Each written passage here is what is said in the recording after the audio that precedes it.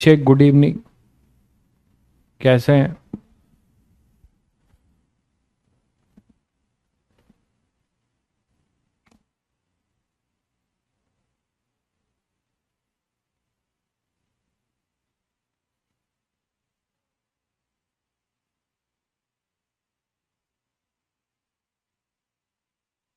Homework किया भाई अभिषेक?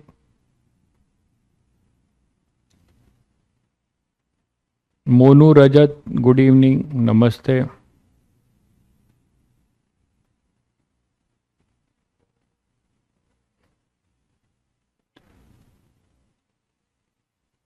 स्तुति Raj good evening. Bhumi good evening. Sanjana good evening.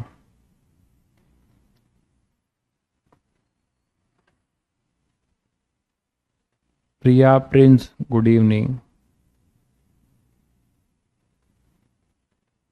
Amit good evening.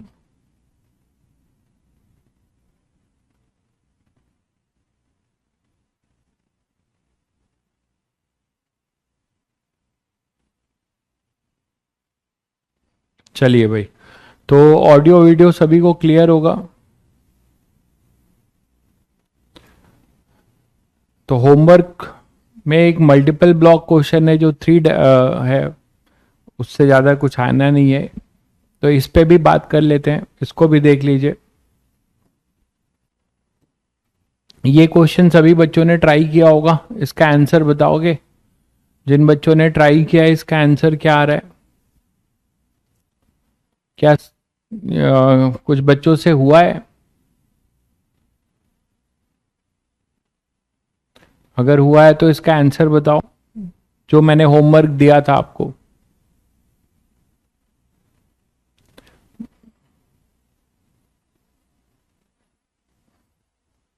एक बच्चा बी बता रहा है, कन्हैया ए और सी बता रहे हैं। चलिए ट्राई कर लेते हैं, बहुत बच्चों को दिक्कत भी है इसमें। लो देखो, चलिए करते हैं फिर। तो तीन लार्ज बॉक्स है kept stationary one over the other, the horizontal force is 20 newton. आपने एक हॉरिजेंटल फोर्स लगाया है 20 न्यूटन का बीच वाले पे। तो आपको अब ये बारे में बताना है कि लोएस्ट ब्लॉक का एक्सेलरेशन, अपर ब्लॉक, मिडिल ब्लॉक, ठीक है, सभी का एक्सेलरेशन के बारे में हमें डिसाइड करना है। तो ये क्वेश्चन हो गया अपना कौन सा, थ्री ब्लॉक सिस्टम का। तो चलिए करते हैं इसको। तो सिस्टम आपका ऐसा था,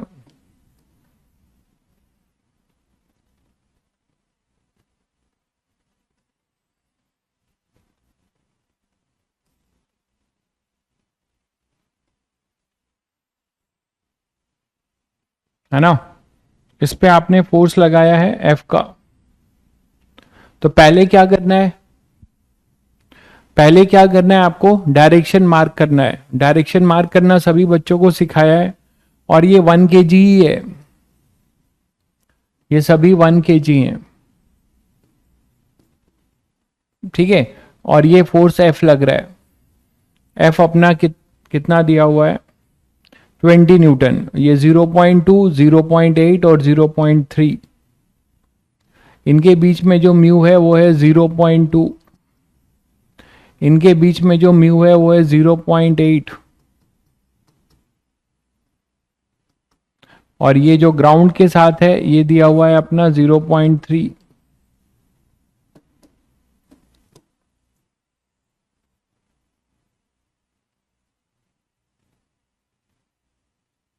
यही था। चलिए तो पहले डायरेक्शन मार्क करते हैं। एफ की वैल्यू भी दी हुई है 20 न्यूटन, एफ की वैल्यू दी हुई है 20 न्यूटन, एफ की वैल्यू दी हुई है 20 न्यूटन। चलिए पहले डायरेक्शन मार्क करिए। तो डायरेक्शन के लिए क्या बताया है कि उन ब्लॉक्स पे बैठ के देखो जिन पे फोर्स नहीं लग रहा है। तो यहां पर दो कॉमन पॉइंट होंगे इनके, तो चाहे वन इस नीचे या ऊपर वाले से देखोगे तो बीच वाला राइट में जा रहा होगा। तो यहाँ पे फ्रिक्शन फोर्स की डायरेक्शन क्या होगी, इस पर ऊपर होगा ऐसा, इस पर ऐसा होगा।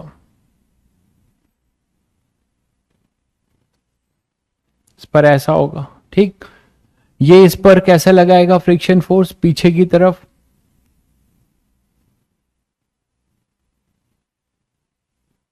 ये गलत बना दिया, इसके रिस्पेक्ट में ये इधर जा रहा है, उल्टा बना दिया। तो इस पे फ्रिक्शन फोर्स ऐसा लगेगा, इस पर आगे की तरफ लगेगा, इस पे फ्रिक्शन फोर्स ये 1 kg पीछे ही लगाएगा, तो नीचे वाले 1 kg पे फ्रिक्शन फोर्स आगे लगेगा, ठीक है। अब हमें नहीं पता ये फ्रिक्शन फोर्स कैसे है, तो हम अभी यही डिसाइड करेंगे, पहले एफ मानेंगे। जनरली क्या एजम्पशन लेते हैं हम लोग, जनरली हम लोग क्या एजम्पशन लेते हैं, हम लोग ये लेते हैं कि ये साथ साथ मूव कर रहे हैं, तो हम इसको स्टैटिक मान के चलते हैं, हमारा यही एजम्पशन रहता है जो मेथड बताया था।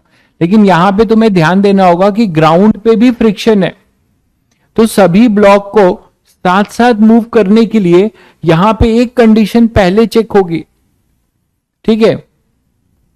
पहले जो है आपको क्या करना पड़ेगा, पहले आपको क्या करना पड़ेगा इसमें,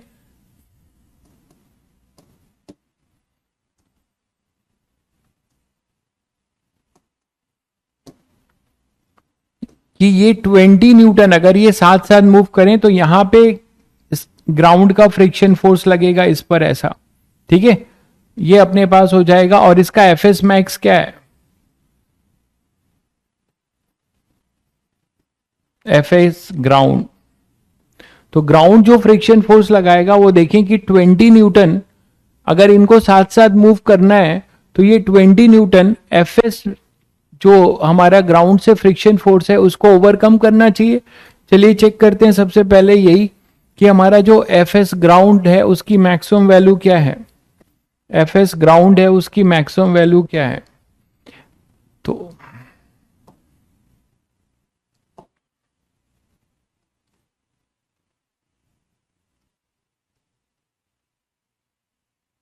इसकी मैक्सिमम वैल्यू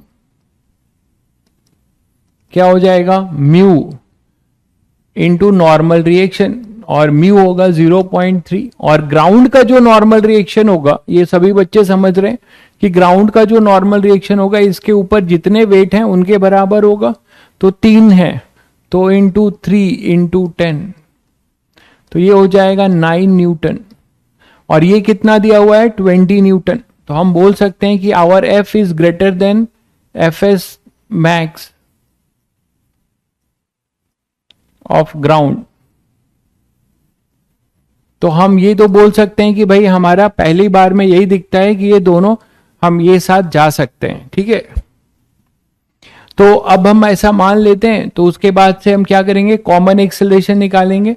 तो कॉमन एक्सेलरेशन क्या होगा, देखो इसमें भी बच्चे गलती कर देते हैं। कॉमन एक्सेलरेशन में अब तुम्हें यहां ध्यान रखना पड़ेगा कि एक सिस्टम है, बाकी सब तो इंटरनल फोर्स होंगे, लेकिन एक्सटर्नल फोर्स के नाम पे केवल एफ नहीं है, दो यहां पे एक्सटर्नल फोर्स के नाम पे अब 2 लोग हैं। कौन कौन से, देखो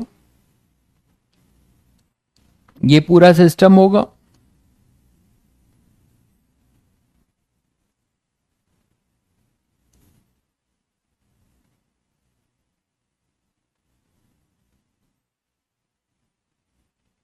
ये है ना आपका पूरा सिस्टम। तो इसमें एक्सटर्नल फोर्स के नाम पे इधर अपने पास है 20 और इधर है अपने पास 9 न्यूटन, दिख रहा है। ये ऑब्वियसली काइनेटिक फ्रिक्शन होगा, ये एफ के होगा क्योंकि ये चलने लगा, ठीक है। अच्छे क्वेश्चन में वो क्या करते हैं, अच्छे क्वेश्चन में यहाँ वैल्यू अलग अलग देते हैं, यहाँ म्यू एस और म्यू के अलग अलग देंगे, जो बहुत अच्छा क्वेश्चन बनाएगा। तो आपको जब चेकिंग करेंगे तब तो म्यू एस लेके चलेंगे, और आप जब ओवरकम कर चुका होगा तो यहाँ पे फिर म्यू के लेके चलेंगे। लेकिन यहाँ म्यू दिया हुआ है, तो मैंने आपको क्या सिखाया था कि अगर हमारा म्यू से दिया है केवल, तो म्यू के और म्यू एस दोनों हम सेम लेंगे, ठीक है। तो अब यहाँ स्टैटिक नहीं बोलेंगे, ये चल रहा है, तो हम यहाँ पे 3 kg टोटल लेंगे और यहाँ पे 20 लेंगे और इसका कॉमन एक्सेलरेशन निकालेंगे। तो कॉमन एक्सेलरेशन हमारे पास कितना आ गया, कॉमन एक्सेलरेशन हमारे पास आ गया, ये है कॉमन एक्सेलरेशन। कितना हो जाएगा, net force in accelerated direction, newton second law लगा रहे हो आप, तो 20 minus 9 equal to 3 into a common net force in accelerated direction, वो आएगा अपने पास 11/3 metre per second square. 11/3 metre per second square, बहुत बढ़िया भाई दुर्गेश। तो यहाँ पे 11/3 metre per second common acceleration आपने निकाल दिया। अब हमारा नेक्स्ट क्या है कि इस कॉमन एक्सेलरेशन से चलाने के लिए हमें एफएस कितना रिक्वायर्ड होगा सभी ब्लॉक्स के बीच में, ठीक है। सभी ब्लॉक्स के बीच में अपना कितना जो होगा, ये देखो, इसको कौन एक्सेलरेट करेगा, ये एफएस। इसको कौन एक्सेलरेट करेगा, ये एफएस। ये सभी एफएस अलग अलग होंगे, तो मैंने यहां पे थोड़ी सी वैल्यू जो है, ऐसा मत सोचना कि सब सेम है। ये एफएस है, इसको एफएस डैश ले लीजिए, ज्यादा बेटर रहेगा, ठीक है। तो चलिए अब देखते हैं कि हमें कितना रिक्वायर्ड होगा एफएस। तो उसके लिए क्या करोगे, इंडिविजुअल बॉडी की एफबीडी बनाओगे, ठीक है। इंडिविजुअल बॉडी की एफबीडी बनाओगे तो रिक्वायर्ड हमें कितना होगा, तो अपर वाले ब्लॉक की बात करें तो अपर वाले ब्लॉक की एफबीडी बना लो, और तो अपर वाले ब्लॉक की एफबीडी बनाओगे तो यही एफएस आपको रिक्वायर्ड होगा जो इसको एक्सेलरेट कर रहा होगा। ये एफएस था और इसका एक्सेलरेशन एसी था, ये 1 था। तो यहां से न्यूटन सेकेंड लॉ से एफएस रिक्वायर्ड कितना हो जाएगा आप निकाल सकते हो, एफएस रिक्वायर्ड। और इस वाले के लिए, सेकेंड वाले के लिए कर लो या थर्ड वाले के लिए, आप थर्ड वाले के लिए इसे भी निकाल सकते हो, जिससे भी आप निकालना चाहो। तो मान लो चलो हम सेकेंड वाले से ही निकाल लेते हैं। तो यहां 20 था,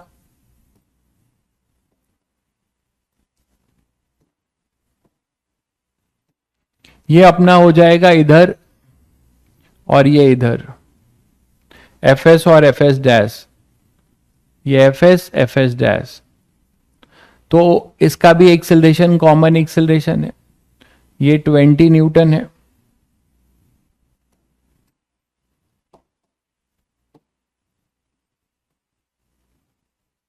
तो पहले ये एफएस निकाल लें फर्स्ट वाले की एफबीडी से। फर्स्ट वाले की एफबीडी से रिक्वायर्ड एफएस कितना होना चाहिए, देखिएगा, FS is equal to 1 into A C. तो एफएस आएगा 11 बाय कितना था, 9 न्यूटन। 11/9 न्यूटन, चेक करिएगा, यही था ना, सॉरी 11/3 था। तो 11/3 एक्सेलरेशन की वैल्यू है, तो 11/3 न्यूटन, ठीक है। अब जरा देखिए इसकी मैक्सिमम वैल्यू क्या होगी, एफएस मैक्स कितना है, क्या उससे ये ज्यादा है कि कम है। तो एफएस मैक्स कितना आएगा, म्यू, म्यू इसका कितना दिया हुआ था, इसका म्यू दिया हुआ था आपको 0.2 एंड 0.8, तो ये था अपना 0.2। तो एफएस मैक्स हो जाएगा 0.2 इंटू 1 इंटू 10, तो ये आएगा 20 न्यूटन, सॉरी 2 न्यूटन, 2 न्यूटन। और एफएस है 11/3। क्या समझा आपने कि वो ग्रेटर आ रहा है, जो हमारा रिक्वायर्ड एफएस है वो एफएस मैक्स से ग्रेटर आ रहा है, ठीक है। एफएस ज्यादा है, बिल्कुल भाई, बहुत बढ़िया। तो एफएस अगर ज्यादा है तो मतलब हमने समझ लिया कि इस पे रिलेटिव स्लिपिंग होगी। तो F S is less greater than F S max. देख रहे हैं इसका क्या मतलब हुआ कि रिलेटिव स्लिपिंग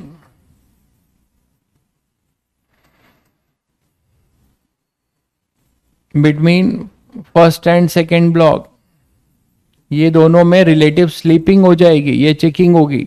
तो ये दोनों कॉमन एक्सेलरेशन से मूव नहीं करेगा, कौन, ऊपर वाले ब्लॉक और जस्ट उसके नीचे वाला, ठीक है।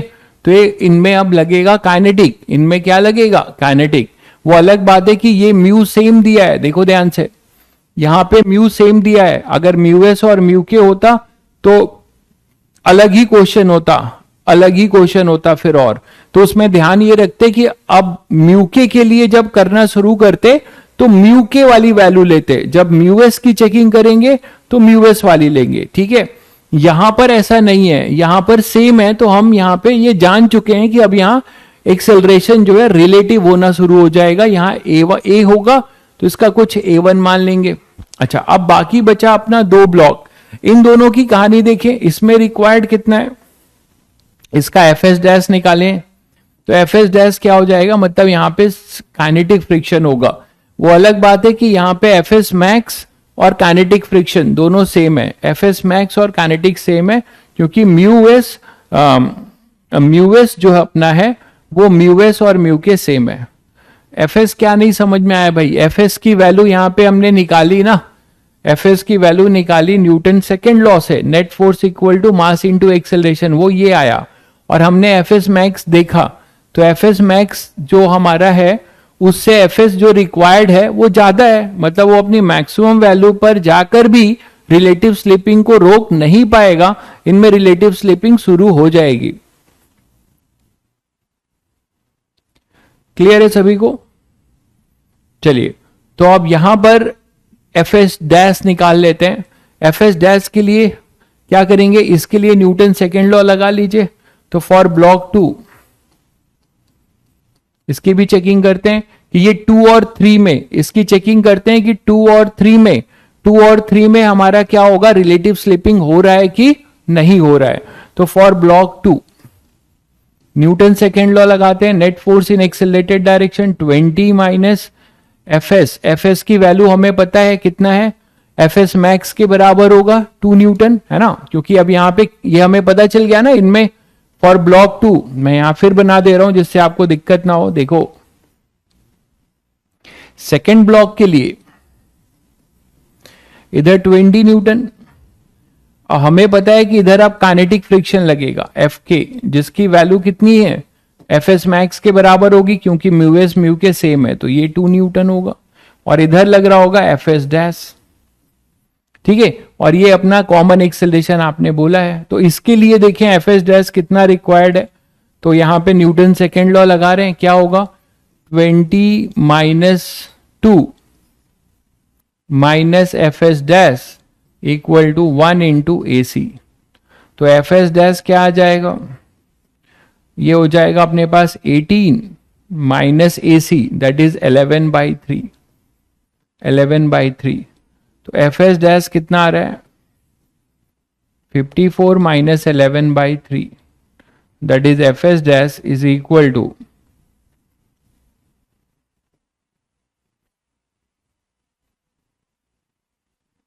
43/3। चेक करिए जरा, एफ एस डैश कितना आ रहा है 43/3, चेक करिए बिल्कुल।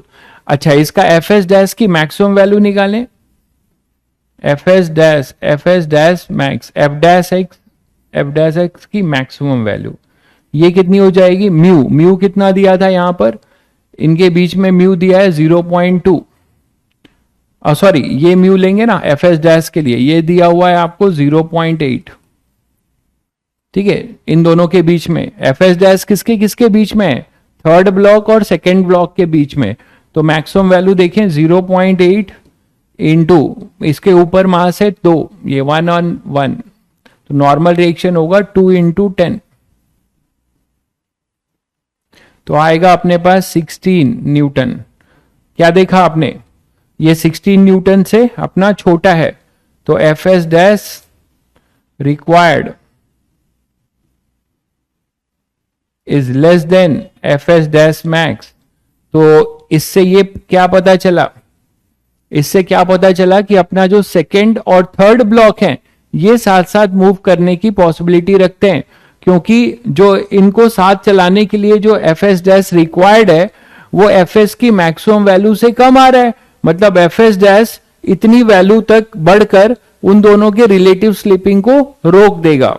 तो यहां पर इसका मतलब ये आप बता रहे हैं कि block 2 and block 3 move together, ठीक है। इनमें स्टैटिक फ्रिक्शन लगता रहेगा, इनमें स्टैटिक फ्रिक्शन लगता रहेगा, और वो कितना लगता रहेगा 43/3 के बराबर, ठीक है। तो अब ये दोनों कॉमन एक्सेलरेशन से मूव करेंगे, तो इनका कॉमन एक्सेलरेशन निकाल लेते हैं। इनका कॉमन एक्सेलरेशन अपने पास क्या आ जाएगा, आपने एफ एस डैश निकाला हुआ है, ये 2 न्यूटन है, और कॉमन एक्सेलरेशन तो हम निकाल चुके हैं ना, जो कॉमन एक्सेलरेशन हम निकाले हैं अब वो कॉमन एक्सेलरेशन नहीं रहेगा। ये बात समझते हैं आप लोग ये कॉमन एक्सेलरेशन अलग है पहले वाले से, ठीक है। तो block 2 and block 3 move together, तो ब्लॉक 2 और ब्लॉक 3, ये यहां पे मैंने 2 नहीं बनाया है, 3 नहीं बनाया है, 3 अगर यहां बना दूं,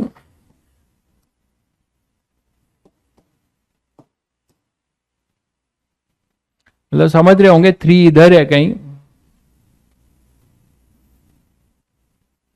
ये अपना 3 था, तो मैं हटा रहा हूं, यहां पे लिख चुका हूं।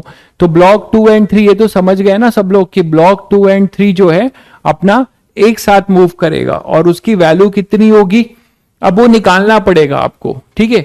यहां तो हमने फॉर कॉमन एक्सेलरेशन जो हमने एज्यूम किया था उसके लिए हमने निकाला कि भाई कॉमन एक्सेलरेशन से मूव करेंगे तो उसके लिए क्या रिक्वायर्ड होगा। क्लियर है सभी को?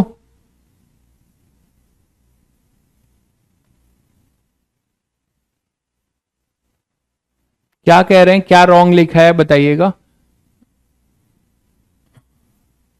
कौन सी चीज रॉन्ग है जल्दी बताइए।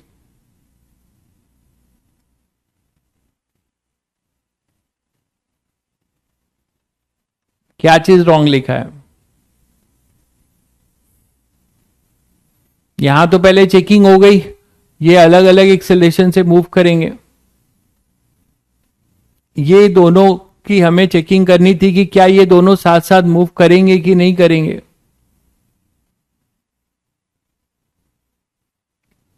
तो पहले क्या इनका कॉमन एक्सेलरेशन निकालना पड़ेगा।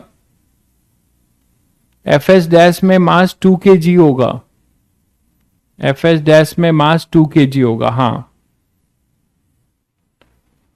नहीं नहीं लिखा तो है मैंने एफ एस डैश में मास 2 kg भाई। एफ एस डैश की जब मैक्सिमम वैल्यू है, ये मैंने केवल ब्लॉक 2 के लिए लिखा है यार, क्यों परेशान हो।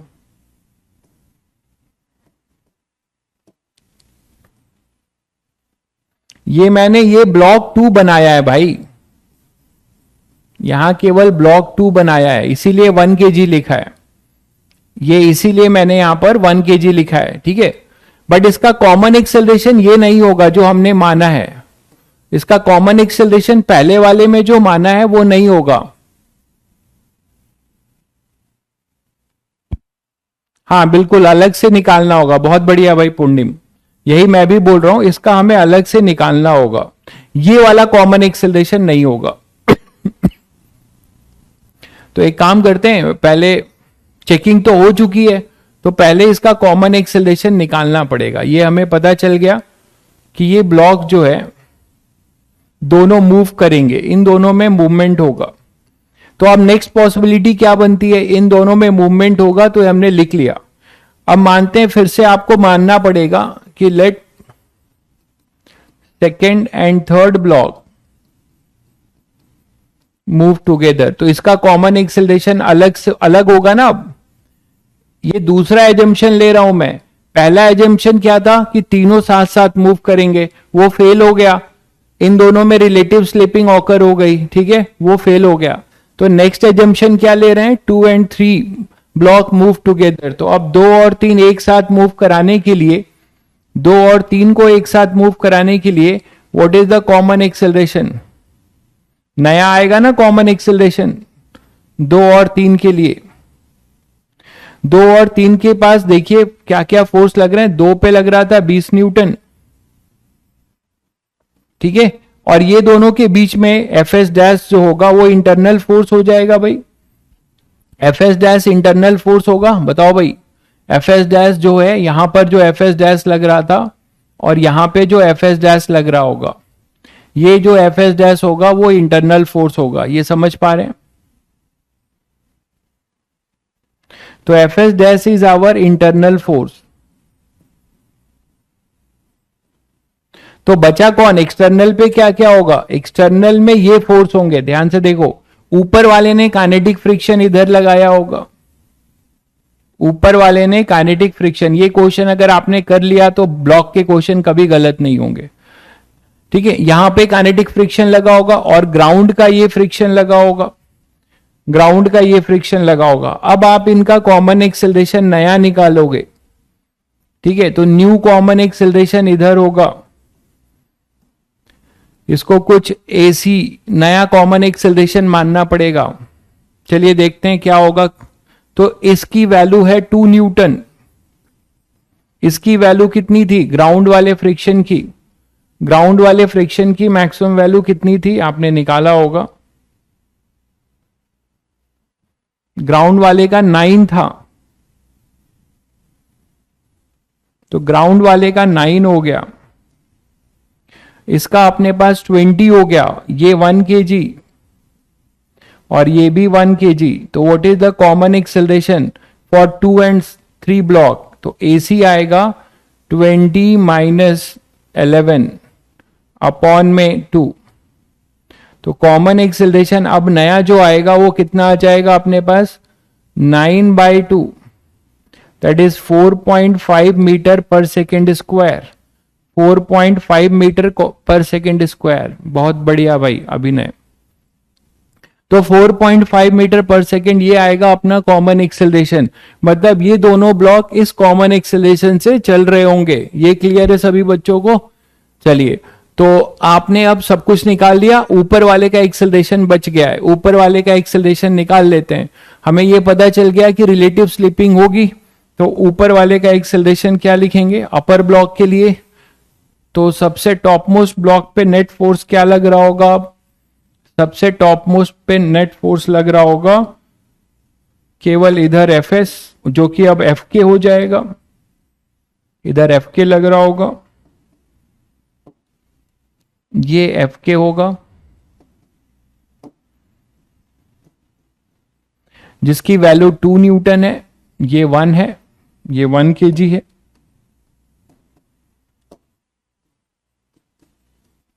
बोलो, तो यहां पे एक्सेलरेशन इसका कुछ A1 मान लेंगे। A1 की वैल्यू क्या होगी 2/1, that is 2 metre per second square. तो सभी का एक्सेलरेशन आ गया भाई, सभी का एक्सेलरेशन आ गया। क्लियर है सभी बच्चों को? तो इसका एक्सेलरेशन ऊपर वाले का 2 होगा और ये दोनों साथ साथ मूव कर रहेंगे 4.5 से, और इनमें जो फ्रिक्शन फोर्स अगर आपसे पूछेगा तो यहां तो काइनेटिक होगा, और इन दोनों में जो friction force F S dash कितना लिखेंगे यहां पे, एफ एस डैश क्या लग रहा होगा, एफ एस डैश जो आपने निकाला है ये देखिए,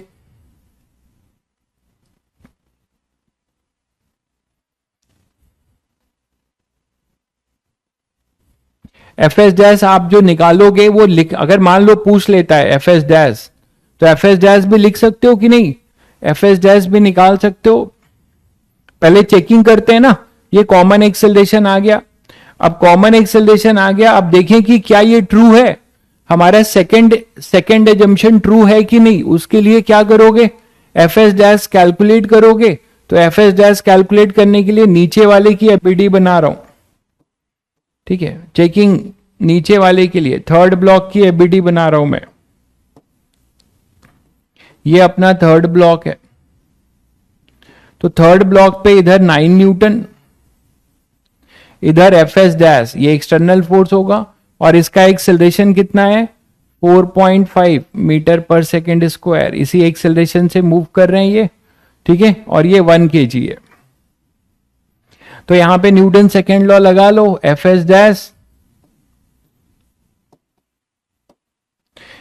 डैश माइनस 9 इक्वल टू 4.5, तो एफ एस डैश कितना आ जाएगा 13.5 न्यूटन। अब ये चेक करो कि जो ये एफ एस डैश आया है ये अपनी मैक्सिमम वैल्यू से छोटा है कि बड़ा।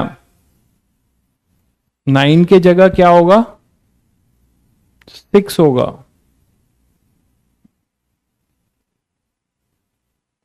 नाइन के जगह 6 क्यों होगा भाई, 9 के जगह 6 क्यों कर रहे हो? मैं लास्ट वाले की एबीडी बना रहा हूं, थर्ड ब्लॉक नीचे वाले की, आप ऊपर वाले से भी निकाल सकते हो, वही आएगा, ठीक है। तो नीचे वाले की एबीडी बना रहे हो, तो नीचे वाले के लिए एफ एस डैश होगा ये, इधर 9 न्यूटन, तो F S dash 9 Newton 1 kg, इधर एक्सेलरेट हो रहा है, तो ये 13.5 ही आएगा, ठीक है। क्लियर है? ये थर्ड ब्लॉक की एबीडी बना रहा हूं क्योंकि हमें एफ एस डैश निकालना है। तो एफ एस डैश ये आया, एफ एस डैश की मैक्सिमम वैल्यू क्या होगी वो देखो, एफ एस डैश मैक्स, वो तो आपने निकाला था ना, एफ एस डैश मैक्स कितना आ जाएगा?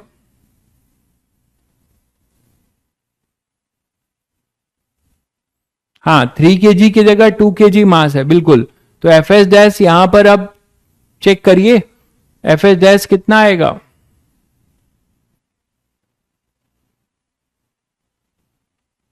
अरे इसके नॉर्मल रिएक्शन तो वही आएगा ना, नॉर्मल एफ एस डैश तो आपने निकाला था, इसकी मैक्सिमम वैल्यू 0.8 था। ये देखिए म्यू जो है 0.8 है, तो कितना हो जाएगा? वो तो अपना वही रहेगा ना 16, जो कि एफ एस डैश 16 से छोटा है। तो ये तो आप निकाल चुके थे, एफ एस डैश जो होगा वो अपना less than F S dash max है। अब मतलब ये एजम्पशन सही है, अपनी एजम्पशन इज करेक्ट।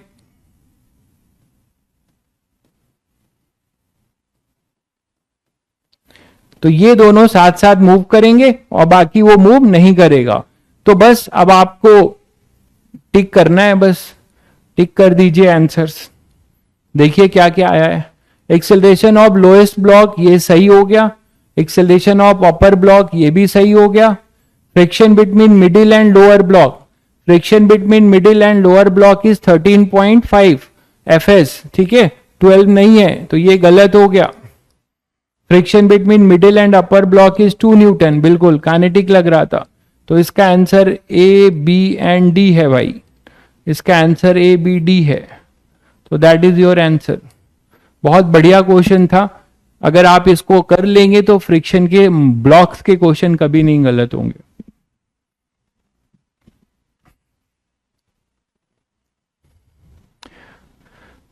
बाकी एक ये क्वेश्चन था, ये हो गया था सभी बच्चों से, जल्दी जल्दी बताते जाइए तो हम आगे बढ़ते जाएं।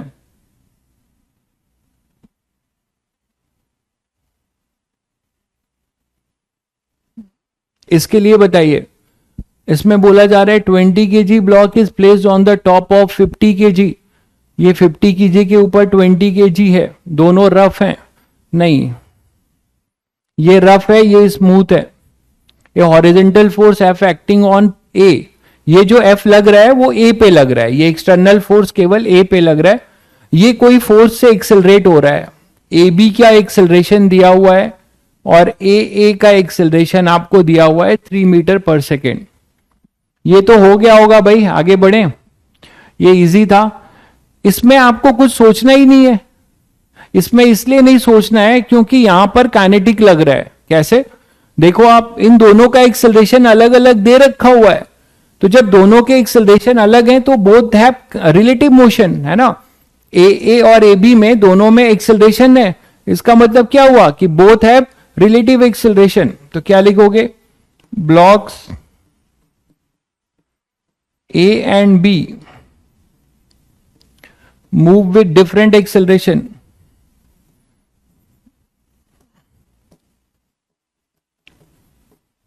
ये तो दे ही रखा हुआ है, different acceleration.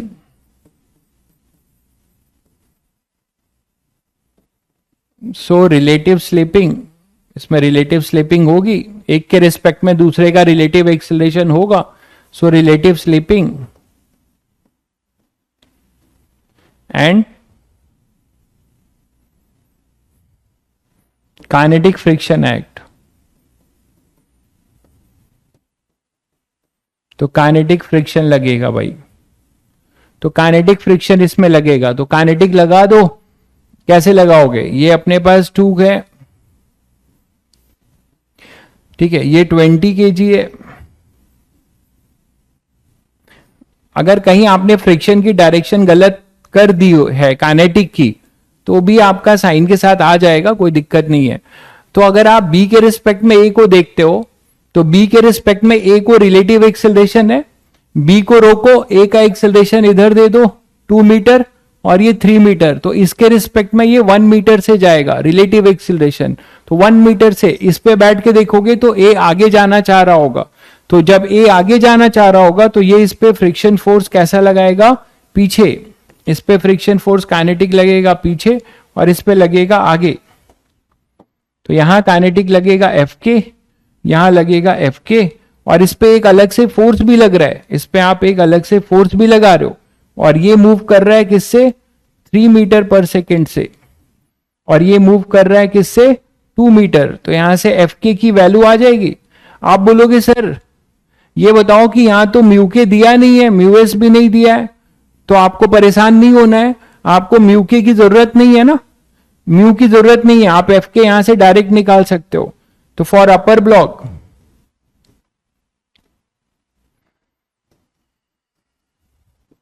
F K is equal to 2 into 2 into 20, that is 40 newton. F K आएगा अपने पास 40 न्यूटन, और यहां से एफ की वैल्यू चाहिए थी अगर, तो एफ भी आ जाएगा। क्या आ जाएगा, F minus F K is equal to 50 into 3। तो एफ आ जाएगा अपने पास 150 प्लस 40, दैट इज 190 न्यूटन। तो ये काफी बच्चों ने कर लिया था, बहुत अच्छी बात है, बहुत बढ़िया। तो 190 न्यूटन ये होगा, ये सही है। The value of F is okay. अब क्या पूछ रहा है, the net force acting between A is on A is, तो ए पे एफ के लग रहा है, एफ के की वैल्यू तो 40 है, तो ये गलत है। Friction force between A and B is F K, हाँ ये सही है, एफ के है ना इन दोनों के बीच का फ्रिक्शन फोर्स, और वो कितनी वैल्यू है, 40, तो ये सही है। The value of F is 140, नहीं ये गलत है। तो इसका आंसर ए और सी है, इसका आंसर ए और सी है। क्यों भाई, ए बी भी है क्या? अच्छा, net force acting on A, net force acting on A, net force पूछा है ना, तो it is F minus F के,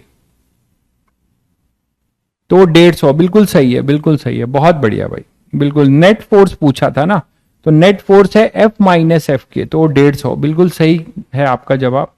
तो इसका आंसर होगा A B C, A B and C, ये तीनों सही हैं, तो ये तीनों सही हो जाएंगे, बहुत बढ़िया। तो जिनसे नहीं हुआ था वो चेक कर सकते थे। ये मैं नहीं करूंगा क्योंकि इस टाइप का क्वेश्चन करा चुका हूं। जल्दी से कमेंट करके बताओ ये डिस्कस करना है या नहीं, आगे बढ़ूं। ये सबसे हो गया या करना है डिस्कस, जल्दी से कमेंट करके बताइए।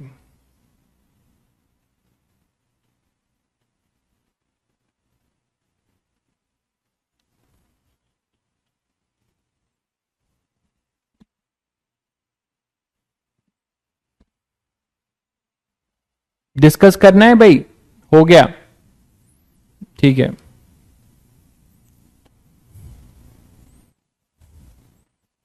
ये क्वेश्चन हो गया था, ये क्वेश्चन डिस्कस करना है क्या?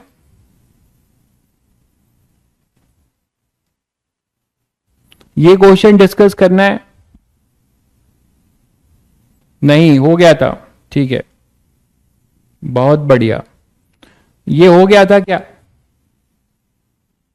ये करना है?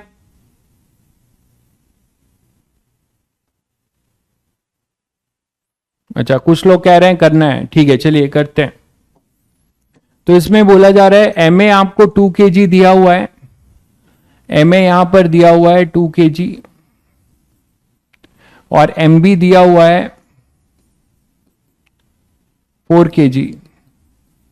आपसे क्या पूछा जा रहा है, the minimum value of F for which start slipping over B, the minimum value of F for which A start slipping over B. उल्टा पूछ रहा है, आपको मिनिमम वैल्यू बताना है जिससे ए और बी आपस में स्लिप करें।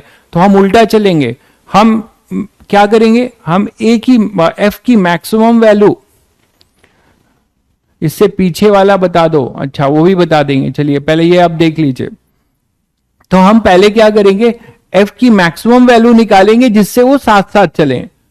एफ की मैक्सिमम वैल्यू जिससे वो साथ साथ चले इज सेम एज कि एफ की जो मैक्सिमम वैल्यू होगी, जिससे मतलब सबसे मैक्सिमम वैल्यू एफ की जिससे वो साथ साथ चल रहे हैं, ये वो क्रिटिकल वैल्यू होगी जहां पे आप बोल सकते हो कि एफ की वो मिनिमम वैल्यू होगी जब रिलेटिव मोशन शुरू हो जाए।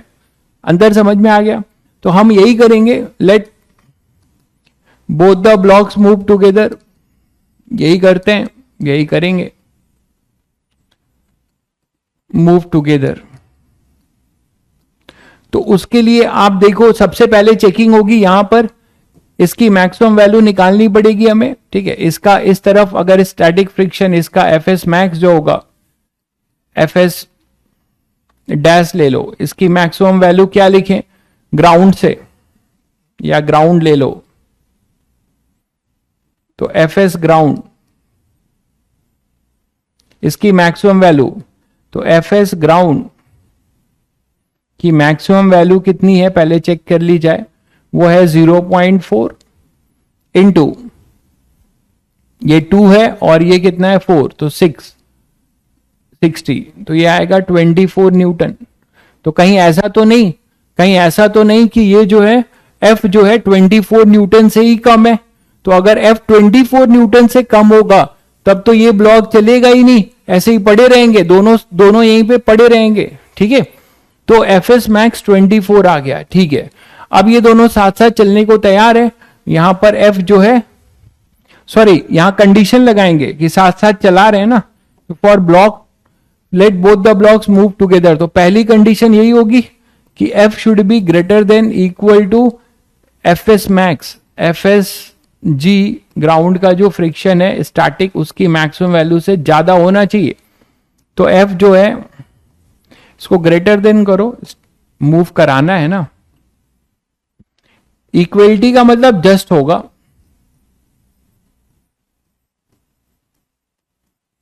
तो ग्रेटर देन 24 न्यूटन, ठीक है। आगे बढ़े, अब इन दोनों के बीच में भी स्टैटिक फ्रिक्शन लगेगा, तो इन दोनों के बीच में पहले डायरेक्शन गेस कर लीजिए। डायरेक्शन क्या होगा देखिए,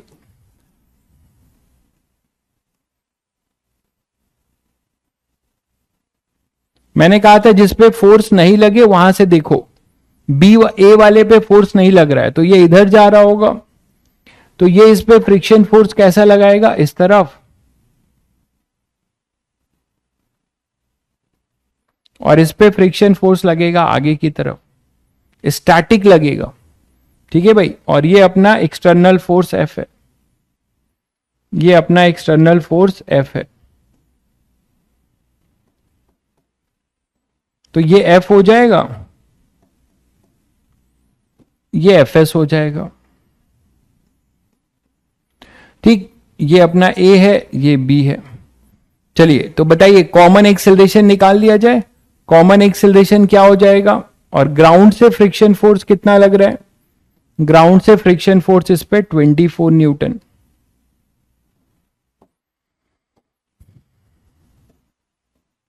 तो इसको अगर आप सिस्टम लेते हैं तो एफ एस इंटरनल फोर्स होगा, दोनों को अगर आप सिस्टम लेते हैं तो एफ एस इंटरनल फोर्स होगा। तो what is the common acceleration, it is net force F minus 24 upon में टोटल मास है 6, तो दिस इज कॉमन एक्सेलरेशन, ठीक है। अब इस कॉमन एक्सेलरेशन से चलने के लिए एफ एस कितना होगा, ऊपर वाले की एफबीडी बना लेता हूं, तो F S is equal to, ऊपर वाले का मास है 2, तो 2 इंटू ए सी ऐसे लिख सकते हैं for upper block.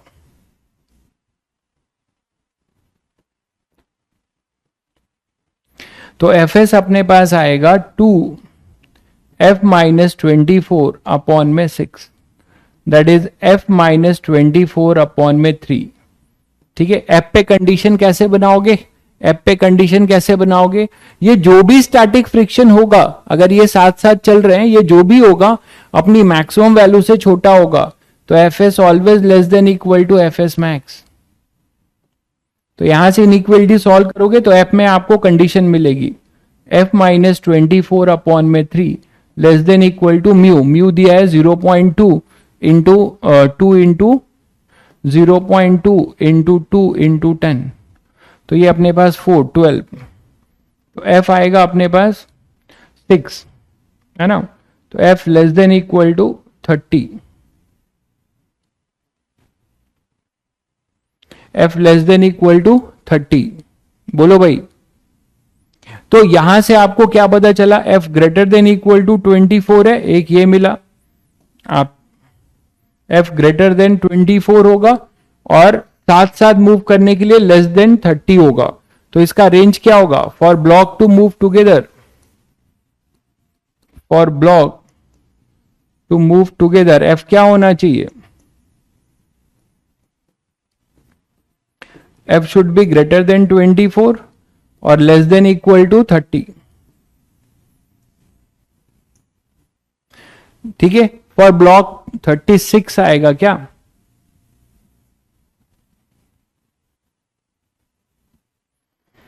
Mu F S max क्या हो जाएगा, म्यू है 2 इंटू 2, ये तो सही है, ये 6,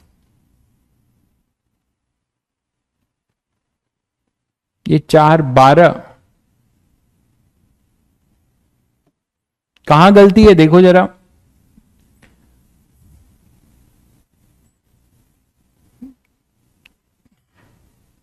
अच्छा ये 6 है, हाँ तो 6 है तो एफ एस आएगा अपने पास 2 इंटू 10, तो ये तो 3 आ रहा है, एफ माइनस 24/3। ठीक है,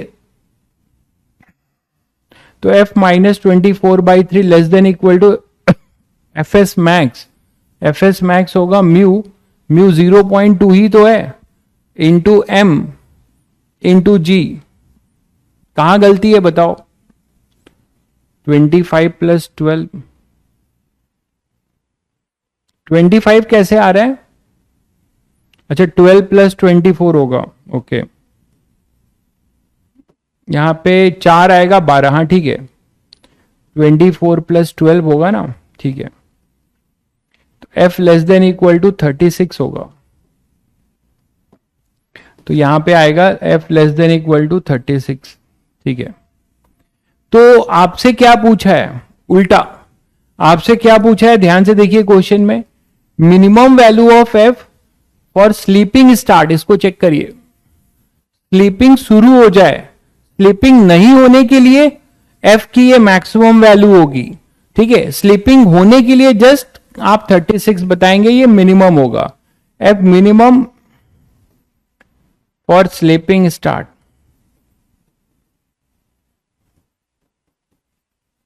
वो आप बता सकते हैं 36 न्यूटन, वो आप बता सकते हैं 36 न्यूटन।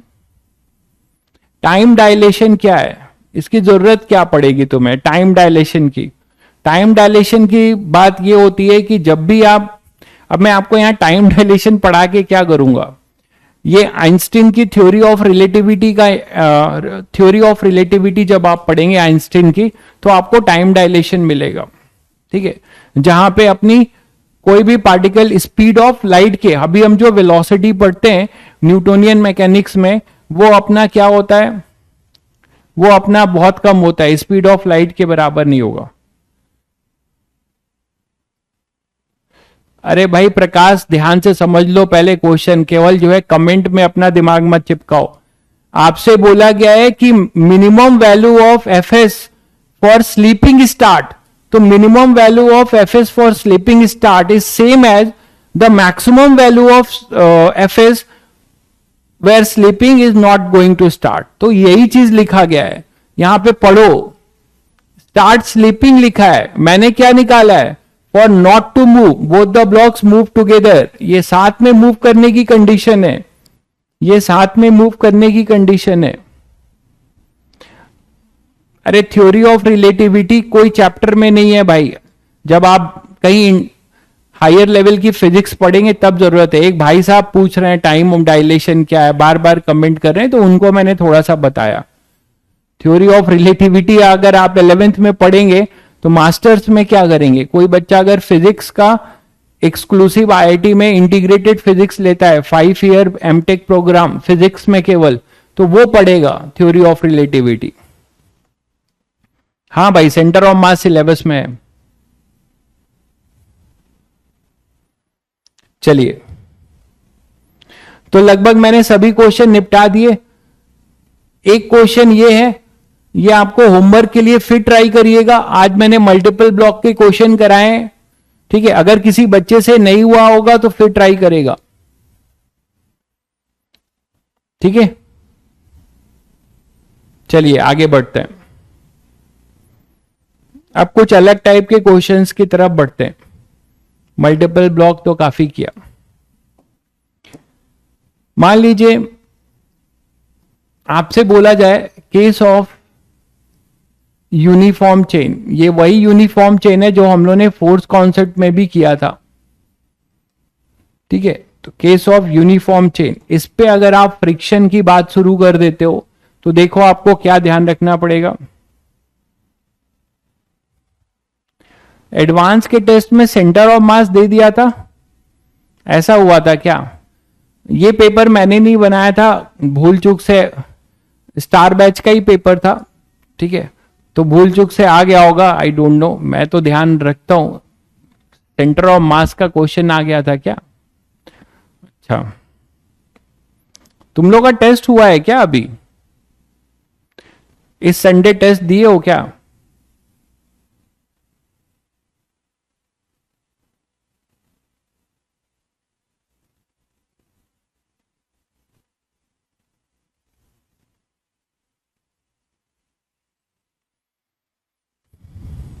अच्छा, तो वो गलती से आया होगा, वो स्टार बैच का ही पेपर था, कॉमन पेपर ही रखता हूं मैं, इस बार का मैंने नहीं बनाया था।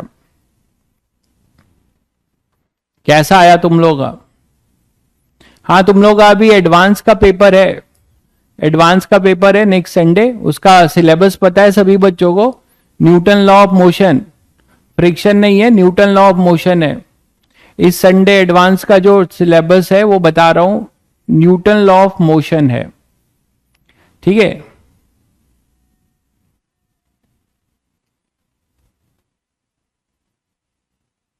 सिलेबस में सीओएम है, अच्छा, चलो मैं उसको करेक्ट करा दूंगा, सीओएम नहीं है। अगर जो इस संडे जो भी टेस्ट है, कैसे सेंटर ऑफ मास लिखा हुआ आ रहा है,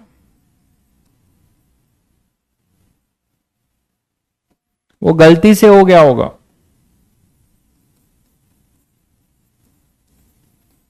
एनएलए में न्यूटन लॉ ऑफ मोशन,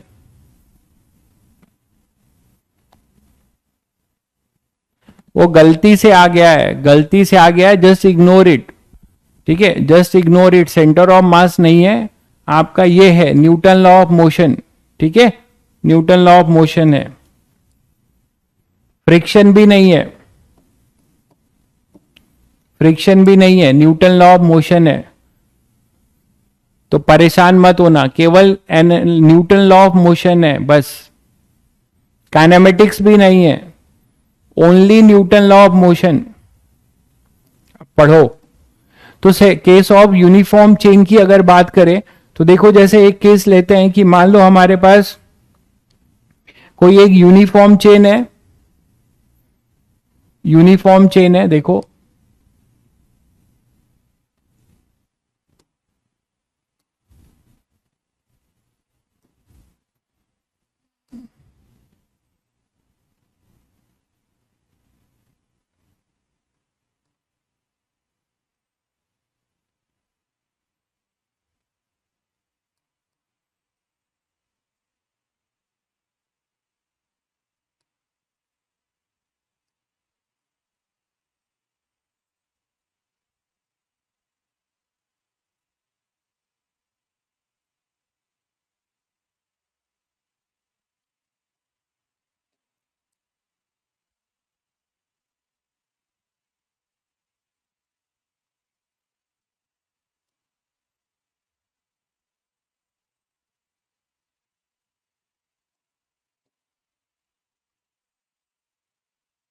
और ये टेबल पे रखी हुई है।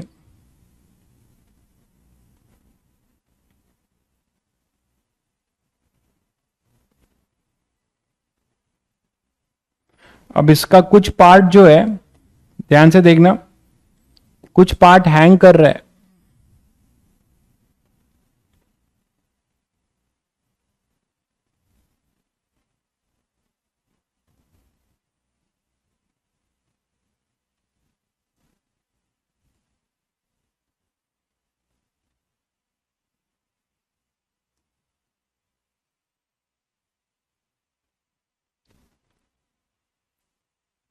कुछ पार्ट इसका हैंग कर रहा है, ठीक है।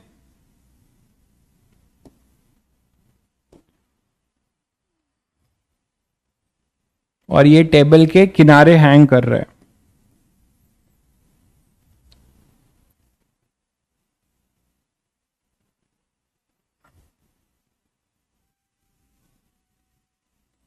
समझ गए? जो अपना कलर्ड है, हाँ बहुत मोटी चेन है, सही कह रहे हो। थोड़ा ये उल्टा सीधा लग रहा है, मतलब यूनिफॉर्म चेन है, जैसा ये लिंक है वैसा ही लिंक होगा।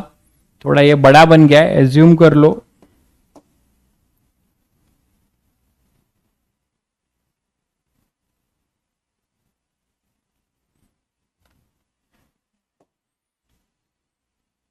चलो इसको हटा दे रहा हूं, इसी के जैसा बना दे रहा हूं।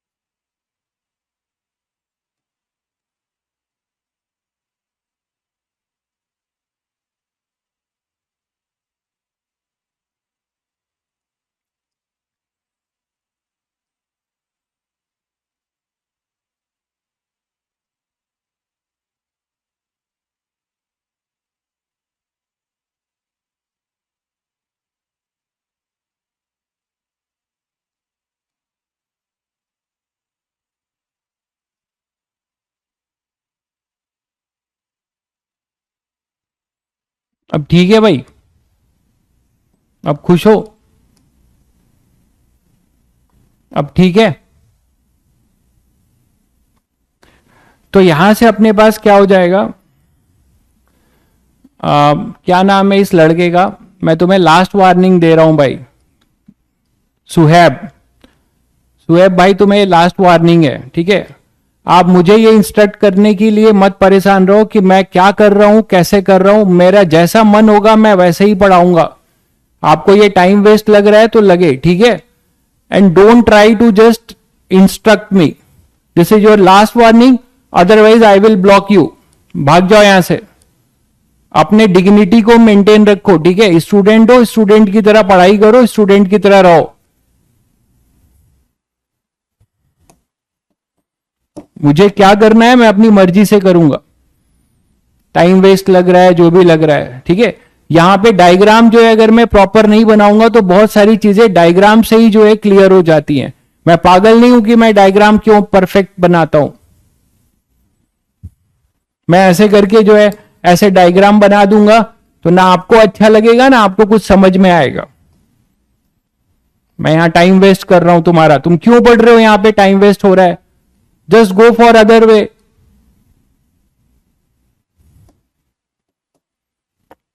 तो यहां पर अपने पास क्या है, देखो कि एक टोटल यूनिफॉर्म चेन है, हर लिंक सेम है, ठीक है। यूनिफॉर्म चेन है, इसीलिए हम इसको बोलेंगे यूनिफॉर्म चेन। यूनिफॉर्म चेन है ये,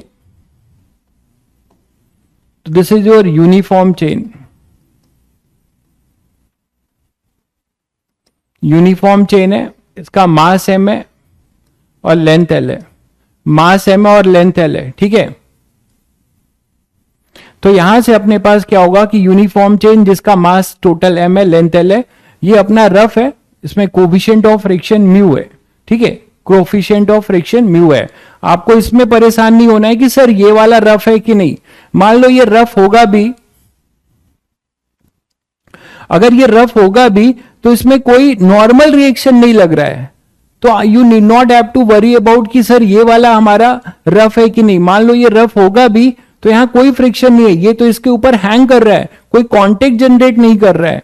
कांटेक्ट जनरेट कब करेगा, अब यहीं से तुम्हारे दिमाग जो है, अगर मान लो एडवांस में आपको ये टेबल एक्सेलरेट कर दूं, यही होता है जेई एडवांस में, अगर आपको टेबल एक्सेलरेट कर दिया जाए तो सूडो फोर्स लगेगा इधर, वो सूडो फोर्स इस हैंगिंग पार्ट को कांटेक्ट जनरेट करेगा।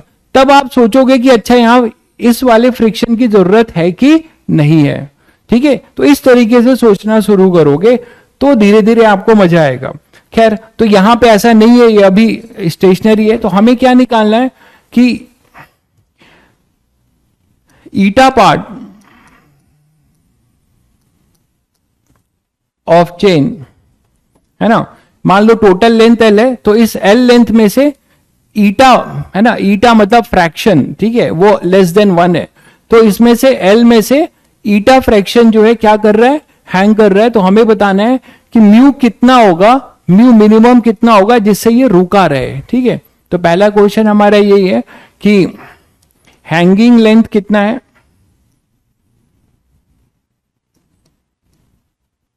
हैंगिंग पार्ट जो है टोटल का, हैंगिंग पार्ट वो है एल बाई ईटा, जिसमें ईटा हमारा लेस देन 1 है, फ्रैक्शन है, ईटा हमारा लेस देन 1 है, ये अपना फ्रैक्शन है।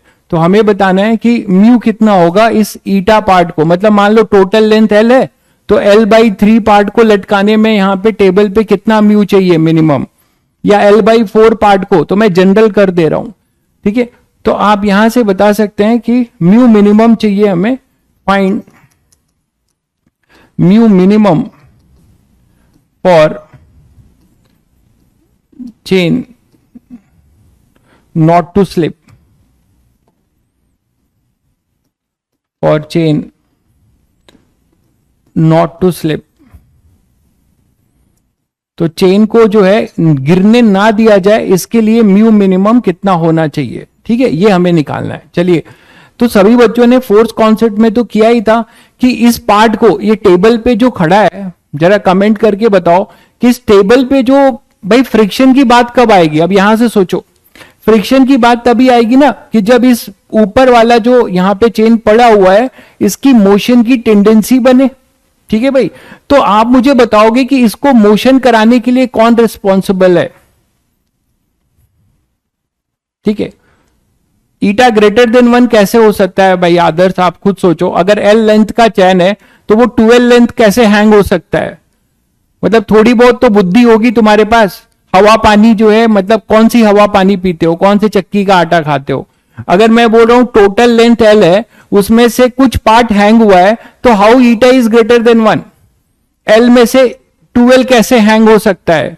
एल लेंथ का चैन है तो हम 12 कैसे हैंग करा सकते हैं। अच्छा, हाँ, तो इसको, इससे कंफ्यूजन है, सॉरी। ठीक है, तो ये आप ईटा एल ले लीजिए, बिल्कुल सही कह रहे हैं आप, इसीलिए आपको कंफ्यूजन हुआ होगा। ठीक है, सॉरी।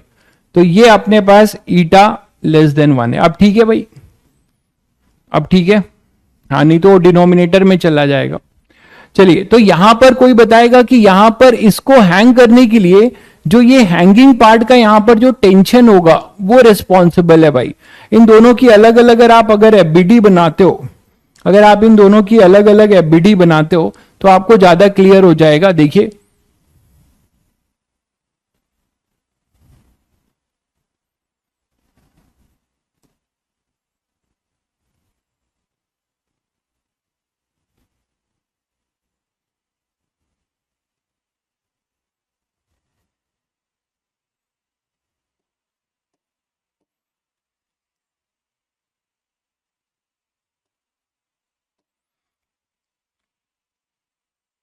बता रहे हैं टाइम वेस्ट हो रहा है इन सब से। क्या टाइम वेस्ट हो रहा है तुम्हारा, अगर जब तक मैं डायग्राम प्रॉपर नहीं बनाऊंगा क्लियर कैसे होगा।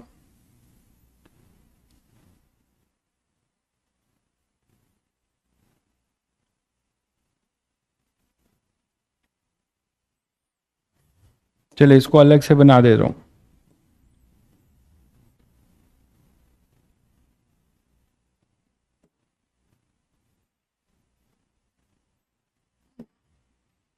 जो लोग अपने आप को बहुत फैंटम बनते हैं वो फिर लोड लेते हैं, कुछ नहीं कर पाते वो लोग, केवल टीचरों को इंस्ट्रक्ट करने का काम करते हैं जो। ठीक है, यहां पर आ जाओ, यहां पर, अरे कुछ सोचो तो, किसको क्या बोल रहे हो, हाँ, किसको क्या बोल रहे हो ये सोचो जरा। तुम अभी क्या कर रहे हो, और जो यहां पे खड़ा है जो तुम्हें बता रहा है वो क्या बैकग्राउंड है उसका, वो क्या करके आया है, उसको तुम इंस्ट्रक्ट कर रहे हो। उसके लिए पहले बनो उस लायक। यहां पर अपने पास क्या होगा, टी, यहां पे टेंशन होगा टी, और यहां पे अपने पास टेंशन होगा यही टी, इस तरीके से। शायद समझ गए होगे सब लोग।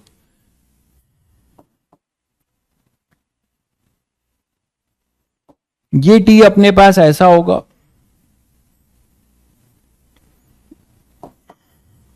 तो ये कॉमन टेंशन होगा, यही टेंशन जो है यहां पर, ये लिंक आपको ये जुड़े हैं ना, तो यहां का ये जो लिंक है, ये यहां का जो टेंशन है, ये टी और यही टी इसको पुल करेगा, इसको टेंडेंसी होगी पुल करने के लिए। तो अब यहां से अपने पास क्या हो जाएगा, इसका वेट कितना होगा, टोटल हैंगिंग पार्ट के बराबर। तो आप यहां से इसका mg निकाल सकते हो, वेट, इसका mg यहां से निकाल सकते हो, इसका mg निकाल लो। और यहां पर देखो क्या हो रहा है, इस फोर्स के वजह से यहां पे स्टैटिक फ्रिक्शन लगेगा पूरे में, तो पूरा यहां पे एफएस मैं एक साथ लिख रहा हूं, हर लिंक पे लगेगा, यहां एफएस होगा, ठीक है। तो अपर वाले का मास कितना है और लोअर वाले का मास कितना है, अपर वाले का मास अपने पास कितना हो जाएगा, अपर वाले का मास देखो कितना होगा, ये अगर अपने पास NL है, ये NL है, तो ये कितना लेंथ बचा, L minus NL, that is L1 minus N, ठीक है भाई। तो अब यहां से अपने पास मास ऑफ अपर ब्लॉक, इसका टोटल मास अगर मैं M1 बोल रहा हूं और इसका टोटल मास मैं M2 बोल रहा हूं, तो आप M1 निकाल सकते हो। M1 क्या होगा, मास पर यूनिट लेंथ इंटू जितने लेंथ का निकालना है, L1 माइनस ईटा, तो ये आ जाएगा अपने पास M1 माइनस ईटा, ठीक।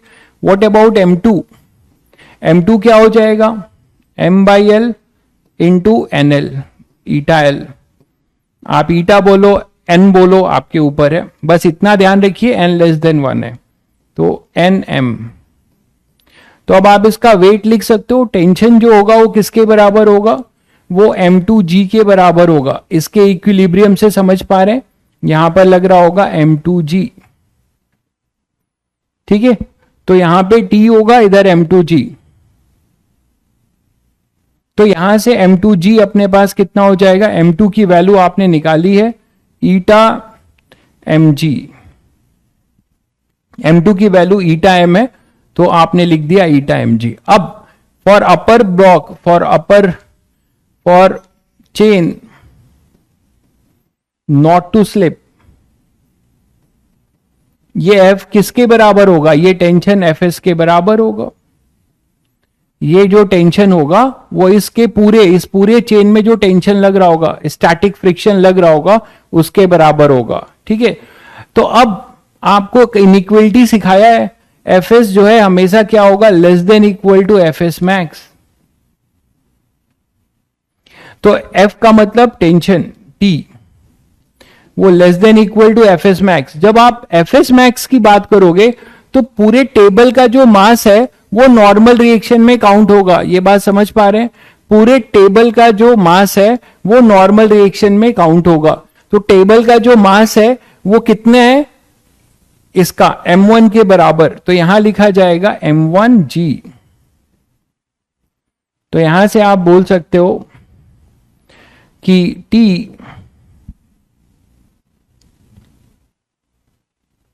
और T की वैल्यू है ईटा mg, तो T less than equal to M1G और म्यू टाइम्स ये म्यू इंटू M1G, ये है ना M1, ये टेबल पे पड़ा हुआ मास, तो म्यू इंटू नॉर्मल रिएक्शन, जैसे ब्लॉक का लिखते हो। हाँ, चेन का पूरा मास नहीं है, चेन का जो पार्ट टेबल पे पड़ा है उसमें फ्रिक्शन लग रहा है, तो केवल M1G होगा, तो म्यू M1G, ठीक है।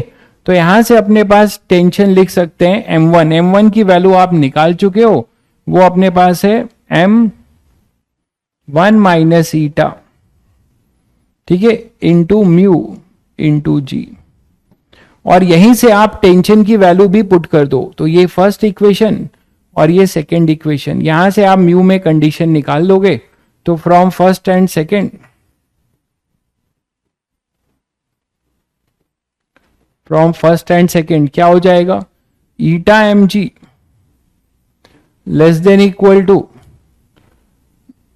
1 minus eta mu M G. तो एम जी से एम जी कैंसिल कर लो, तो म्यू आएगा greater than equal to eta upon 1 minus eta. तो मैंने मिनिमम क्यों बोला, शायद सभी बच्चों को समझ में आ गया होगा मिनिमम मैंने क्यों बोला। मिनिमम इसलिए बोला क्योंकि ये ग्रेटर देन इक्वल टू है, तो इसीलिए इनइक्वलिटी लेके सॉल्व करते हैं जिससे ये मिनिमम और मैक्सिमम की बात समझ में आए। ठीक है, ये म्यू मिनिमम क्यों बोला गया है आप समझ गए होंगे सब लोग। तो म्यू मिनिमम आएगा ईटा अपॉन 1 माइनस ईटा। ये बड़ा अच्छा रिजल्ट है, आगे आपको वर्क पावर एनर्जी में भी काम आएगा, है ना। बाकी तो अगर किसी को ये रिजल्ट याद है तो आप कर सकते हो कि L/3 लेंथ के लिए म्यू कितना होगा, L/4 के लिए कितना होगा। तो यहां पे ईटा की वैल्यू L/3 में 1/3 डाल देंगे, फ्रैक्शन कितना है 1/3, तो हमको मिल जाएगा। ये क्लियर है सभी बच्चों को?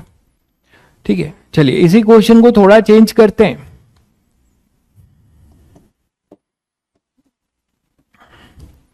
और इसमें बनाते हैं, एक पार्ट हमारा है, कुछ पार्ट जो है रफ है और कुछ पार्ट स्मूथ है।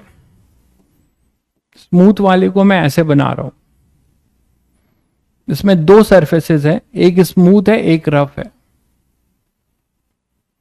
एक स्मूथ है और एक रफ है। ठीक है, और अपना जो चेन है,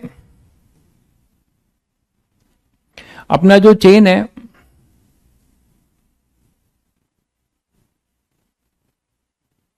वो यहां पर है।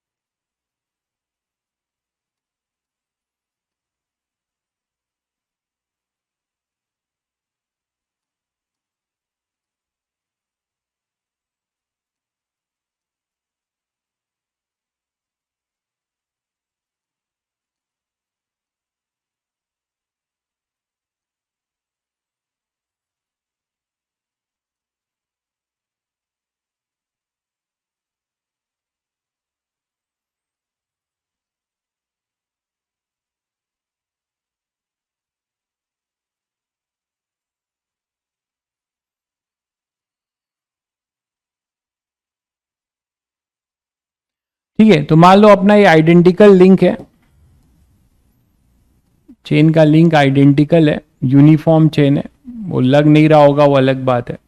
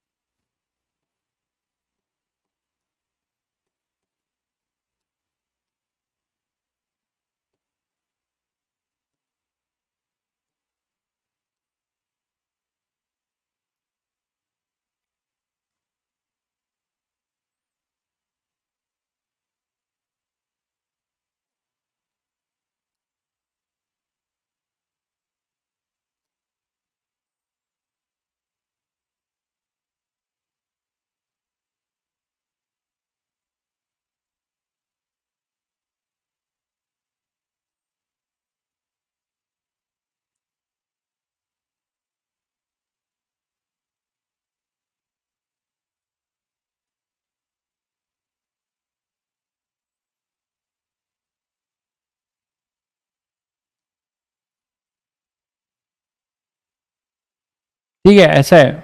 ठीक है, अब क्या हो रहा है देखो कि ये अभी रफ है, ये वाला पार्ट जिसपे चेन अभी है वो रफ है, ये पार्ट अपना रफ है, इतना पोर्शन अपना रफ है, ये पार्ट अपना रफ है। ठीक है, कोबिशेंट ऑफ फ्रिक्शन म्यू है, एक कांस्टेंट फोर्स F से आप इसे पुल कर रहे हो, एक कांस्टेंट फोर्स F से आप इसे पुल कर रहे हो, और ये पार्ट अपना स्मूथ है, ये वाला पार्ट स्मूथ है। ठीक है, लैम्डा जो है लीनियर मास डेंसिटी है उसकी भी जरूरत नहीं पड़ेगी, टोटल मास m और लेंथ l दिया हुआ है, टोटल मास और लेंथ l दिया हुआ है, m and l mass of the chain and length of the chain. ठीक है, चलो तो अब आपको बताना है कि मान लो इसमें से x पार्ट अंदर आ गया, x पार्ट मान लो इसमें से अंदर आ गया, तो आपको बताना है इसका,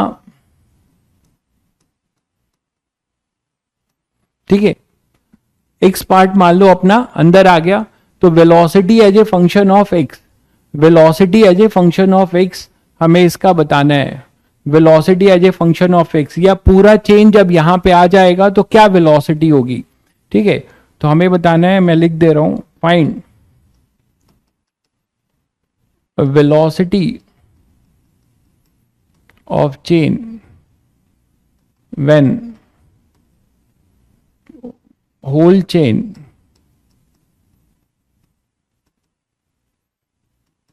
is on the smooth surface।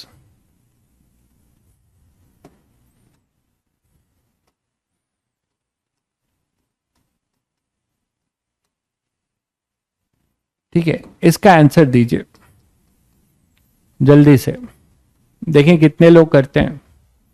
बिल्कुल अभिनव, बहुत बढ़िया अनुभव, बहुत बढ़िया आपने सोचा है, इंटीग्रेट करेंगे ऐसा आपको लगा, बिल्कुल सही सोचा आपने, जरा ट्राई मारिए।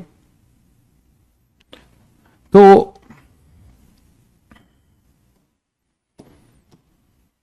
मैं इसका नेक्स्ट डायग्राम नीचे बना रहा हूं, इसका मतलब ये नहीं कि चेन नीचे आ गया है, समझ रहे होंगे सब लोग, ये जस्ट आपको समझाने के लिए मैं नेक्स्ट स्टेज बना रहा हूं कि ऐसे केस में सभी को पता है कि यहां पर, अच्छा ये बताओ कि एक्सेलरेशन ये कांस्टेंट एक्सेलरेशन से मूव करेगा कि वेरिएबल एक्सेलरेशन से, ये तो आप बता दो, कांस्टेंट एक्सेलरेशन से मूव करेगा कि वेरिएबल एक्सेलरेशन से, ये चेन कांस्टेंट एक्सेलरेशन से मूव करेगा कि वेरिएबल एक्सेलरेशन से मूव करेगा।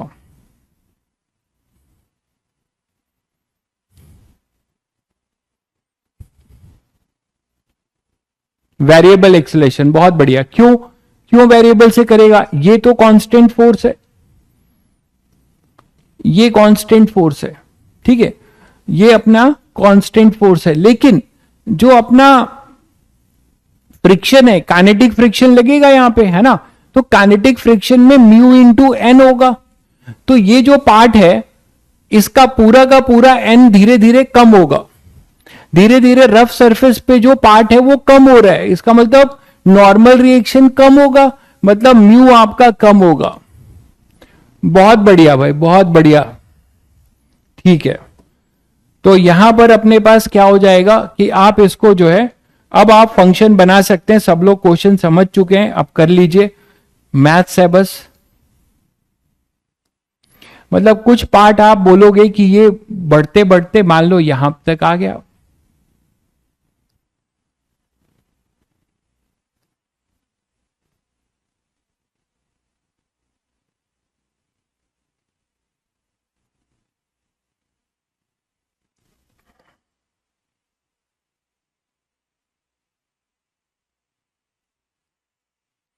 तो आप कोई वेरिएबल जनरल एक्स मान लीजिए,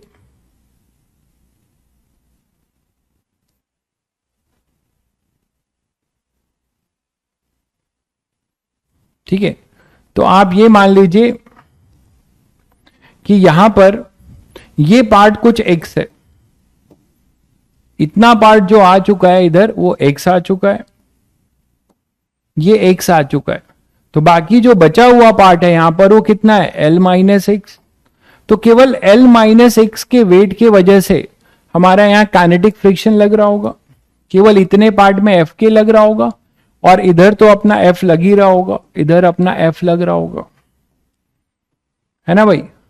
then for the whole system, then for the whole system what you can say कि यहां पर जो ये एफ के होगा ये वेरिएबल होगा, क्योंकि एफ के की जो वैल्यू होगी वो होगा म्यू इंटू नॉर्मल रिएक्शन, और इस समय का ये नॉर्मल रिएक्शन कितने लेंथ के वजह से होगा, mu into mass of L minus X length of the chain into G, और mass of L minus X क्या होगा, M upon L into L minus X into G. तो ये हो जाएगा एफ के, ये हमारे पास आएगा एफ के। ये क्लियर है सभी बच्चों को? ये क्लियर है सभी को? तो what is the net acceleration? Constrain motion सबने पढ़ा है, एक्सेलरेशन तो सबका सेम होगा, इसमें किसी को ये तो डाउट नहीं हो रहा है भाई। कोई बच्चे ऐसे तो नहीं सोच रहा है कि सर स्मूथ वाले का एक्सेलरेशन अलग होगा, रफ वाले का अलग। अगर वो ऐसा सोचता है मतलब फिर भगवान भरोसे है फिजिक्स उसकी। क्योंकि मैं बता चुका हूं कि एक्सेलरेशन में जो रिलेशन है वो कंस्ट्रेन मोशन से होगा, है ना, कंस्ट्रेन मोशन से सभी लिंक जुड़े हुए हैं, सबका एक्सेलरेशन सेम होगा। तो आप न्यूटन फर्स्ट सेकेंड लॉ लगा दीजिए, ठीक है। न्यूटन सेकेंड लॉ से आप एक इक्वेशन बना सकते हैं। नेट फोर्स कितना होगा? एफ माइनस एफ के। अब यहां पर क्या लिखेंगे? एमए में क्या लिखेंगे? टोटल मास लिखेंगे। एमए में आप क्या लिखेंगे? टोटल मास इंटू ए, ठीक है भाई, टोटल मास एम इंटू ए। तो यहां से अपने पास आएगा एफ की वैल्यू, एफ की वैल्यू अपने पास हो जाएगी एफ माइनस, ये हो जाएगा कितना? म्यू एम जी अपॉन में L, L minus X is equal to M A. तो यहां से अगर ध्यान से देखो, इसको अगर ओपन करते हो तो एल से एल कैंसिल होगा, ये आएगा म्यू एम जी, एक पार्ट माइनस माइनस, और ये माइनस माइनस प्लस, ये आएगा म्यू एम जी अपॉन में L into X is equal to M A. आप काइनेमेटिक्स याद करो। बहुत बढ़िया भाई, बहुत बढ़िया, बहुत बढ़िया भाई Suhaib. F minus mu M G equal to mu M G by L into X equal to M A. अब आपको दिखता है कि ये एक कांस्टेंट है, ये भी एक कांस्टेंट है ना, तो इसको मैं कुछ ए मान लूं, पी मान लूं, इस कांस्टेंट को क्यू मान लूं, बस बार बार नहीं लिखने से बचने के लिए। तो हमारे पास आएगा M A is equal to P plus Q X. तो क्या आपने ऐसा क्वेश्चन नहीं किया है?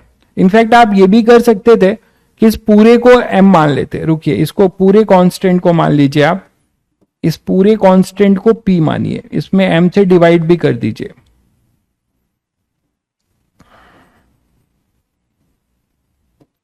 ठीक है, तो ये एम और एम कैंसिल ही हो जाएगा। तो हमारे पास आएगा F minus mu M G upon में M plus mu G X equal to A. तो ये हो जाएगा अपने पास P, और इस कांस्टेंट को मान रहा हूं Q, तो ये हो जाएगा P प्लस क्यू एक्स। अब आप सभी बच्चों को याद होगा कि acceleration as a function of time है।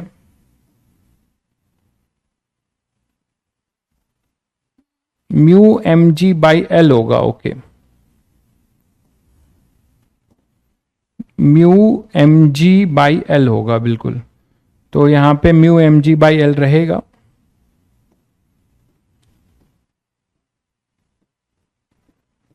एम बाई एल लैम्डा भी आपको दिया जा सकता है ना, आपको लैम्डा भी दिया जा सकता है, तो आप लैम्डा के टर्म्स में कर लेना, इसको क्यू मान लो। अब ठीक है, तो यहां पर ये आएगा a is equal to P plus Q X. अब सभी बच्चों को पता है कि जब acceleration as a function of x है और हमें velocity as a function of x निकालना है, तो v dv बाई dx करेंगे भाई, v dv बाई dx करेंगे, बताओ। तो और ये एक्सेलरेटेड मोशन ही होगा, धीरे धीरे ये कम होता जाएगा, तो प्लस लिखेंगे, तो हम लोग लिखेंगे v dv by dx is equal to p plus Q X. तो इधर आ जाएगा अपने पास v dv equal to p plus Q X into D x.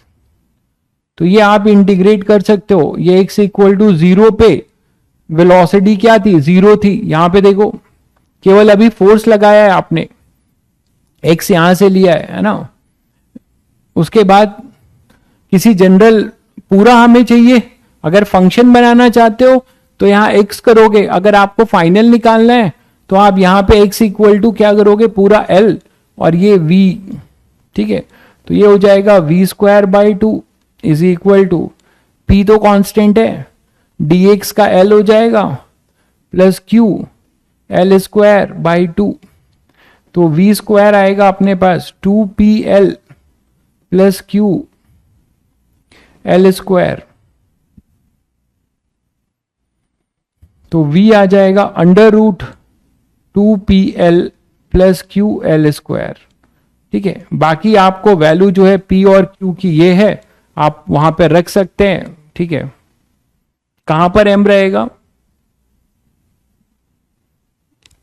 कहां पर कह रहे हो m रहेगा? नहीं, m नहीं रहेगा। मैंने क्या किया है, ये m को यहां पर लाने के बाद इसको p माना है। ठीक है भाई, m को लाने के बाद यहां पे p माना है, तो यहां से आप इस q में m हटा सकते हो, बस ये m यहां हटा सकते हो, वहां रहने दीजिए।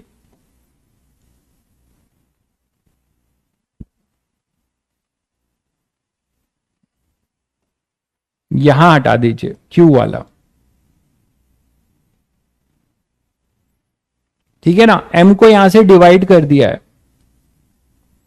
m को यहां से डिवाइड कर दिया है, तो ये m यहां आ गया, और ये वाला जो m है इसके साथ वो इससे कैंसिल हो गया, वो इससे कैंसिल हो गया।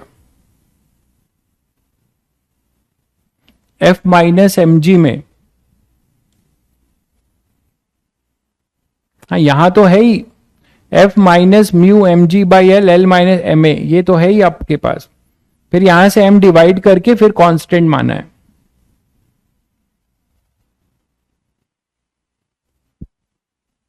यहां कोई स्मॉल m और कैपिटल M की बात नहीं हो रही भाई, स्मॉल m और कैपिटल M की बात नहीं हो रही, टोटल m है। ये जो m आप लिख रहे हो ये टोटल m है, यही तो आप, ये टोटल m है भाई, नेट फोर्स ये पूरा m जो है टोटल मास है भाई, टोटल मास ऑफ चेन है।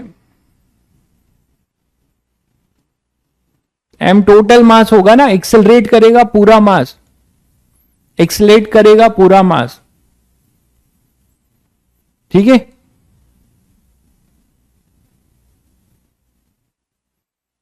भाई आदित्य तुम भी जो है, तुम्हारे लिए भी लास्ट वार्निंग है, आपको लाइट थ्योरी ऑफ रिलेटिविटी और ये सब जो भी पढ़नी है, तो आप यहां क्यों टाइम खराब कर रहे हो?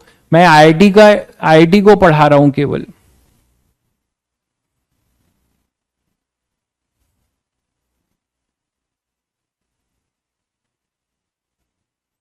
ये आपको कैसे पता चलेगा? आपको अपने आप पता नहीं चलेगा, जब इस टाइप के आप क्वेश्चंस करेंगे तो आपको पता चलेगा, इसीलिए आपको कराया जा रहा है।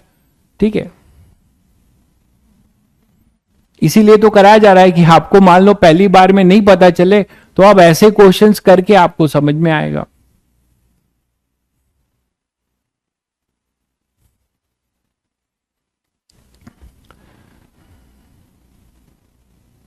क्लियर है सभी को? भाई डीपीपी मैं ऐसा पढ़ाता हूं कि डीपीपी अगर आप ध्यान से पढ़िएगा तो आपको खुद से सॉल्व करने का ट्राई करेंगे तो आपको मैक्सिमम डीपीपी सॉल्व होगा। ठीक है, बाकी अगर मैं ही पढ़ाऊं, मैं ही डीपीपी सॉल्व करूं, मैं ही जेई मेंस के पीवाईक्यू सॉल्व करूं, सब मैं ही करूं, तो मेरे पढ़ाने का फायदा क्या है? मेरे पढ़ाने का कोई फायदा नहीं है भाई फिर। ठीक है, मुझसे पढ़कर आप सब कुछ खुद से कर रहे हो 50, 60, 70%, तब आप समझो कि आप सही पढ़ रहे हो और आपको सिलेक्शन आपकी उम्मीद है। ठीक है, मेरे पढ़ाने के बाद कोई एससी वर्मा सॉल्व नहीं कर पा रहा है, डीपीपी नहीं सॉल्व कर पा रहा है, मतलब या तो मैं ठीक से नहीं पढ़ा रहा हूं या आप यहां से परसीव नहीं कर रहे हैं, दोनों में से यही है। ठीक है, चलिए फिर मिलते हैं कल। ठीक है, आप लोगों को होमवर्क एससी वर्मा का भी दिया था, एससी वर्मा का भी होमवर्क दिया था, वो भी ट्राई करिएगा। ठीक है, जिनको जिनको मैं दे रहा हूं वो सारी चीजें कर रहे हैं अगर, तो बिल्कुल 70 to 80% हो जा रहे हैं। बहुत बढ़िया भाई, बहुत बढ़िया, बिल्कुल होंगे। हाँ हाँ, मंकी प्रॉब्लम, तुम्हारा मंकी प्रॉब्लम जो है तुमको गिफ्ट में देंगे फ्रिक्शन के लास्ट लेक्चर में। चलो मिलते हैं कल फिर। ठीक है।